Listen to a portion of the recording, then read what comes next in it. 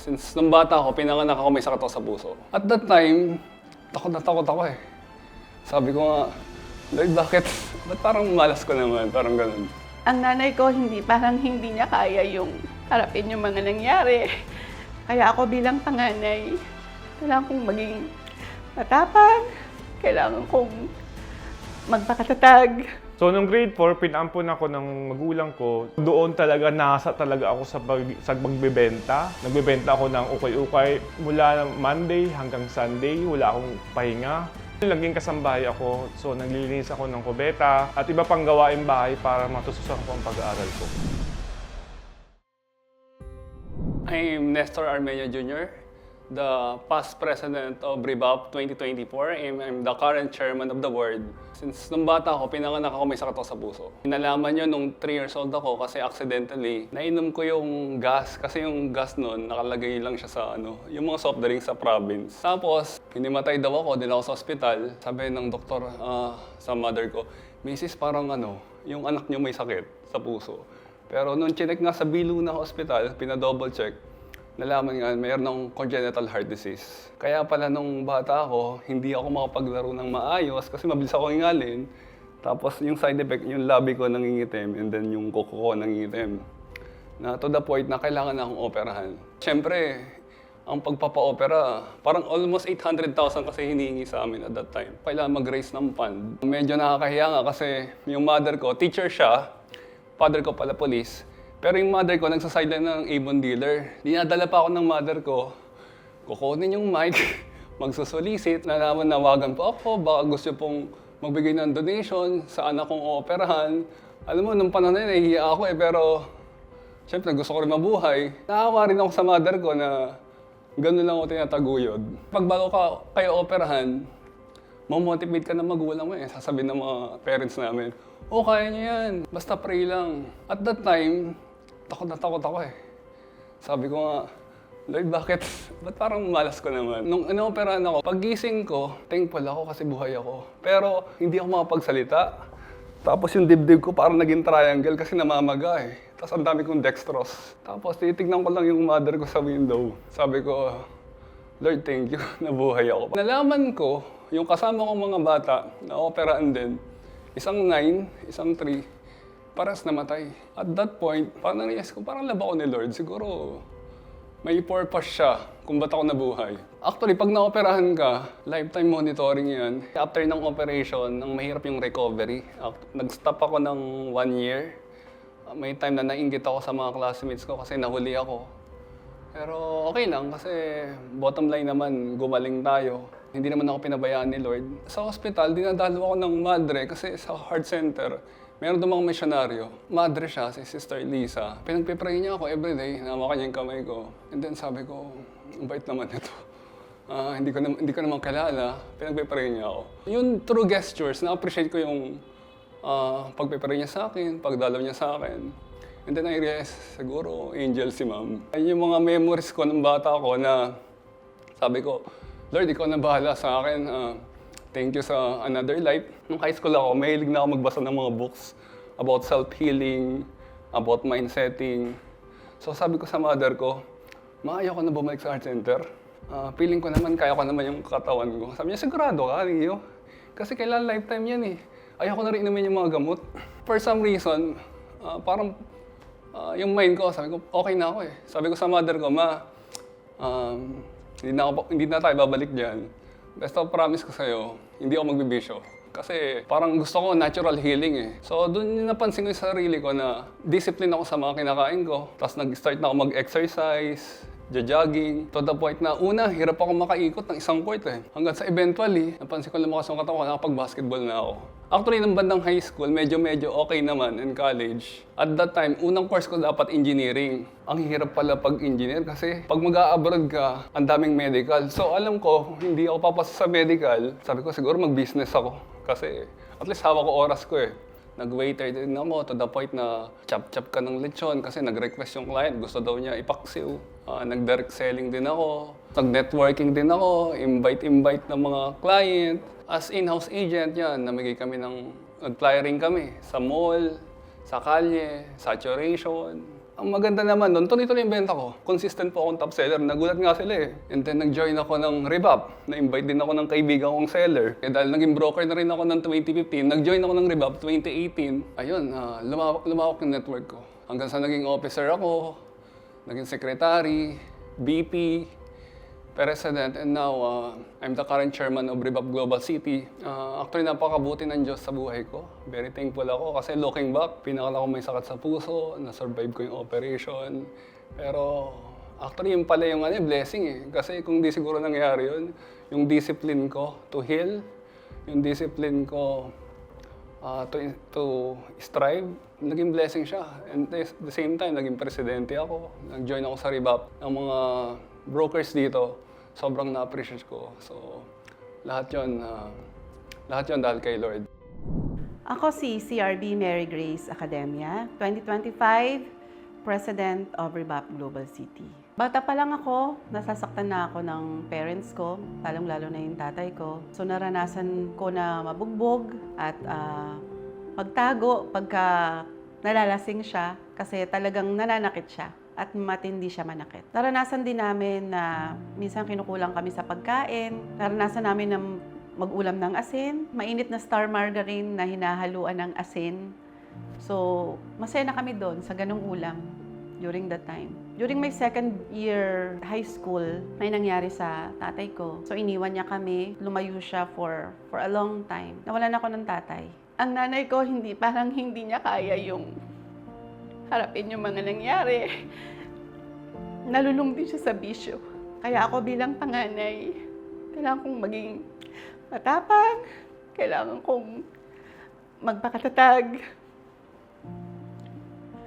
Kaya pinilit namin makatungtong ng college kahit hindi kami kayang suportahan ng nanay ko. By the grace of God, nakapag-college kami. Pero syempre hindi madali dahil kailangan namin suportahan yung sarili namin. Nakapag-apply po kami ng scholarship simula first year college hanggang fourth year. By the grace of God, nakapag-scholarship po kami. Pero syempre, hindi enough yung income na kailangan namin para sa mga gastusin. So, dahil kailangan kong isupport ang aking pag-aaral, kailangan kong magtrabaho sa fast food. And working student, pumapasok ako sa umaga, sa gabi, nagtatrabaho. At the same time, para makadagdag ng income, naglilinis ako ng museum namin during Saturday and then binibigyan nila ako ng compensation. So naranasan din namin na na-persecute ng mga teacher namin na sabi nila bakit ito yung course na kinuha namin. Pwede naman kaming kumuha ng drafting lang. Pero kami, hindi lang kami nagsasalita. Gusto kong patunayan na kaya namin ipagpatuloy at abutin yung mga pangarap namin. So by the grace of God, nakatapos po kami ng pag-aaral. So pagka-graduate namin, hindi pa rin natatapos doon dahil hindi naman kami kaagad nakapaghanap ng trabaho. Nahirapan pa rin po ako na maghanap ng trabaho dito sa Pilipinas. Kaya sabi ko baka hindi ako pang Pilipinas. Kailangan kong mag-apply pang ibang bansa. Apply ako sa China at praise God na natanggap naman ako doon. So, nung nakapagtrabaho ako sa China, nagkaroon na ako ng pagkakataon para mas makatulong sa pamilya ko. Dahil nga breadwinner ako, hindi kakain yung pamilya ko nang wala ako nilalagay na pagkain sa lamesa. Kaya kahit na mag-isa ako sa China, nakaraos naman, after 5 years, bumalik ako sa Pilipinas. Nagsimula akong magtrabaho sa real estate. Naranasan ko magbigay ng mga flyers sa gasoline station, mabilad sa araw, habang nagbibigay ng mga flyers sa mga sasakyan. Na-experience ko yung pumipirma yung kliyente ko ng hindi mapupunta sa akin yung benta. At inagaw ng broker yung benta na yun. So yun yung calling ko, bakit kailangan kong mag-broker. Sabi ko, ganito ba ka-powerful yung mga broker? At wala kaming magawa kahit na inagawan na kami ng benta. So yun, that time, na-inspired ako na mag-aral ng broker and by the grace of God, naging broker naman ako, nakapasa naman ako. And 2022, nag-join ako ng Rebap Global City para matuto at ma-mentor ng mga magagaling na real estate broker dito. Feeling ko hindi ko kayang lumipad mag-isa. So true enough, natulungan nila ako. And ngayon, confidence ako na umaharap sa mga kliyente ko Mas nakakatulong ako sa pamilya ko at mas nakakatulong din ako sa mga kliyente ko. Hindi po maganda yung naging buhay ko before. Naranasan kong masaktan, mabugbog, naranasan kong tumayo sa sarili kong paa na wala po ang tatay ko. Kailangan kong maging matatag. Naranasan kong paaralin ang sarili ko ng mag-isa nang walang suporta ng aking mga magulang. Magtrabaho sa ibang bansa sa murang edad. During those times, talagang nakita ko na hindi ako iniwan ni God. Na yung mga prayer ko nung bata ako hanggang ngayon, yun yung nagpapatibay sa akin at pakiramdam ko po dinidinig ako ni God. Napaka-faithful ni God sa akin. Lagi kong pinangahawakan yung Jeremiah 29:11. Lahat ng nararanasan natin na hirap, it's not para saktan tayo, kundi para bigyan tayo ng magandang future. Ako si CRB Donald Montellano, ang kasalukuyang presidente ng Rebap Global City. Bata pa lang ako, nakaranas na ako ng kahirapan sa buhay. At the age of 7, naranasan ko na pumunta kami ng sabungan para kumita ng pera. Kasama ko ang ate ko. Ang ginagawa ko sa sabungan is nagtatanggal ng balahibo. So ang tawag sa amin nun is, sa Marinduque is dot-dot, the term dot-dot. And then after that, binibigyan kami ng 5 piso hanggang 10 piso para may pambaon kami sa eskwelahan kinabukasan. Noong grade 4, pinaampon ako ng magulang ko. Yung teacher ko na nag-ampon sa akin, gumagawa siya ng yema, ice candy, para ilako ko siya sa school. Para rin matususan yung pag-aaral ko. Kaya ko ginagawa yun para sa sarili ko, saka para mabigyan ko rin yung mga kapatid ko. Noong high school, naging kasambahay ako. So, naglilinis ako ng kubeta at iba pang gawaing bahay para matususan ko ang pag-aaral ko. Ang inaalagaan ko dito is isang retired nurse na magpapaaral sa akin ng high school hanggang college. Siyam kami magkakapatid, so pang-apat ako sa magkakapatid. Sabay kami nag-aaral ng mga kapatid ko, so yung panganay, pangalawa, pangatlo, so pang-apat. Magkakasunod kami nag-aaral, kaya yung nanay ko nag-decide talaga siya na gumawa ng paraan para makapag-aral ako. After ng graduation ko ng high school, nag-iisip na ako kung mag-aaral ba ako kasi nag-aaral din yung panganay ko, pangalawang kapatid sa pangatlo. Sabi ko sa sarili ko, makakapag-aral pa kaya ako?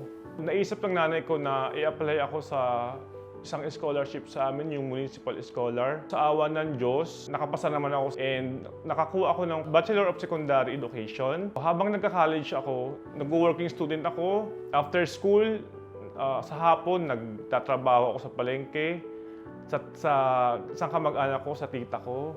So meron siyang sari-sari store, saka meron din siyang ukay-ukay. Doon talaga nasa talaga ako sa magbebenta.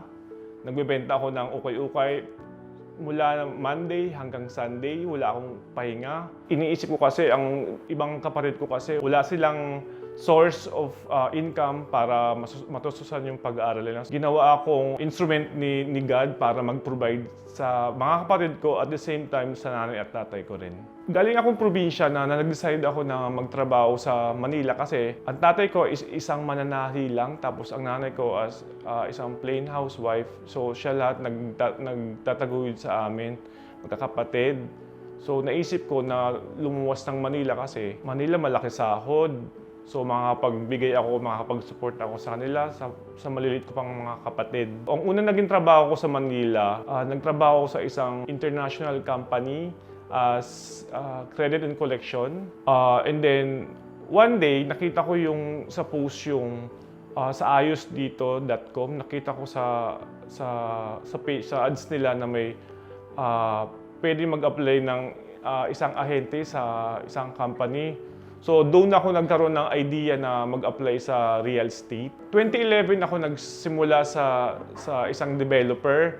Hanggang naisip ko na siguro sabi ko, kailangan ko ng growth. May nakita ako sa mall habang namimigay ako ng flyers. May nag-approach sa akin na ahente, sabi niya, "Sir, why not mag-take ka ng board exam for broker?" Sabi, ano ba mga benefits ng pagiging broker? So, ayan sir, pwede ka magbenta hindi lang sa isang developer. So, sa ibang developer, pwede ka rin magbenta sa humawak ng 20 salesperson.